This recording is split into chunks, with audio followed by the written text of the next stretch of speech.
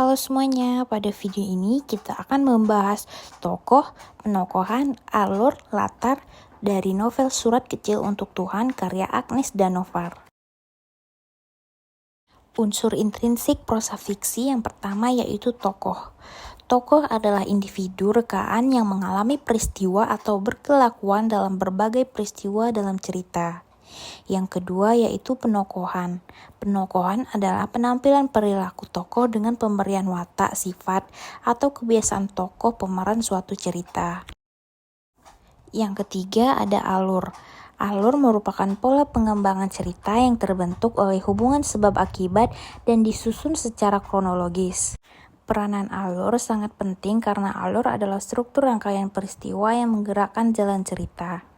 Yang keempat ada latar. Latar adalah bagian cerita atau landas tumpu yang mengacu pada masalah, tempat, dan waktu terjadinya peristiwa, serta lingkungan sosial yang digambarkan untuk menghidupkan peristiwa. Sebelum melanjutkannya, saya akan membacakan sinopsis dari novel Surat Kecil untuk Tuhan karya Agnes Danovar. Surat Kecil untuk Tuhan bercerita tentang seorang gadis bernama Gita Sesawanda Cantika atau Keke yang merupakan pejuang kanker rhabdomyosarcoma. Ia berusia 13 tahun ketika mengidap penyakit tersebut.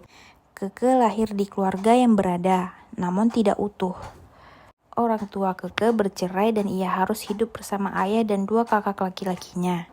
Prestasi akademik maupun kehidupan sosial Keke sangat baik. Ia memiliki banyak teman dekat dan kekasih yang menyayanginya.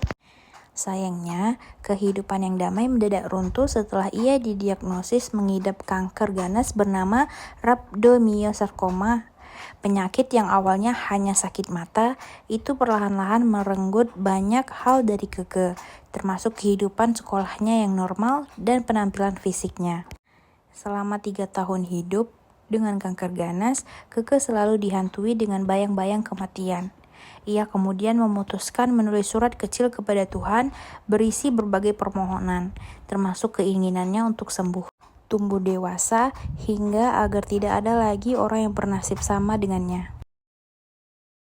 Nah, unsur intrinsik prosa fiksi yang pertama yaitu tokoh. Tokoh pada novel tersebut yang pertama ada Gita Sesawanda Cantika atau Keke sebagai tokoh utama.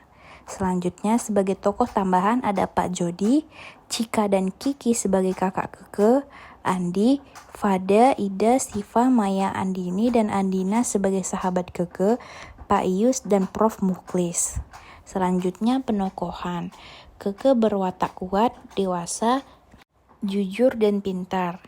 Pak Jody berwatak pantang menyerah, bijaksana, dan penuh kasih sayang. Cika dan Kiki berwatak bertanggung jawab, peduli pada keluarga, serta sangat dewasa. Andi berwatak setia dan perhatian. Fada, Ida, Siva, Maya, Andini, dan Adinda berwatak setia, mau menemani Keke dalam keadaan apapun. Pak Ius berwatak setia dan lucu. Prof. Mukhlis berwatak sosok yang ramah dan pantang menyerah. Selanjutnya ada alur. Struktur alur mengikuti alur maju yaitu peristiwa diceritakan dari awal, tengah, hingga akhir secara berurutan mulai dari permulaan, pertikaian atau konflik, perumitan, puncak, perleraian, dan akhir. Selanjutnya ada latar.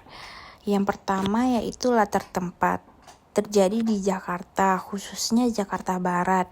Namun terdapat juga latar tempat di luar kota seperti di Banten dan di Bandung, bahkan di luar negeri yaitu Singapura dan Perancis. Selanjutnya latar waktu.